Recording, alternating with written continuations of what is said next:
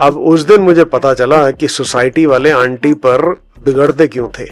ये देख मुझे भी ताव चढ़ पड़ा और मैंने भी एक घूंट में बियर खत्म करी और बैल्कनी में जाकर चिल्लाया, बहनचोदो मैं भी आ रहा हूं तुम्हारी इस इंडस्ट्री में रॉक स्टार बनने। मेरे ये बोलते ही गली के कुछ कुत्ते भौंकने लगे।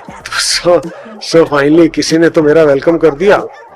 मेरे ये बोलने के बाद तीनों हंसते रहे और बियर पीते रहे।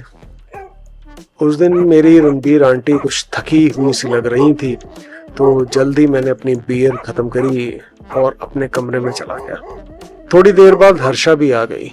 बहुत देर तक तो हम आंटी की बात करते रहे और हंसते रहे, फिर यूं ही गले लगकर कब सो गए पता ही नहीं चला।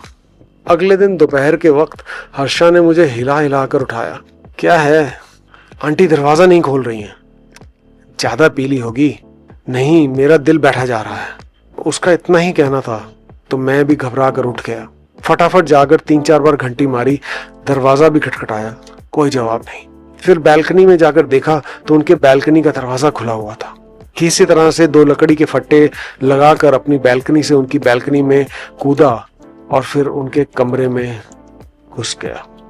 बेड पर वही स्माइल के साथ आंख बंद कर सीने से अपने जानू की तस्वीर लगाए एक रानी की तरह लेटी हुई थी रणबीर आंटी। इतनी खूबसूरत शायद वो पहले कभी नहीं लगी। यूं ही उन्हें देखते देखते मेरी आंखों से आंसू टपक पड़े। कांपते हाथों से मैंने दरवाजा खोला।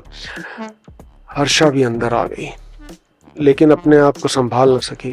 बस आंटी को देखते देखते उनके पैरों के पास गिर पड़ी। वो गिरी तो आंटी के मोबाइल पर उसका हाथ पड़ा और एक रिकॉर्डिंग शुरू हो गई।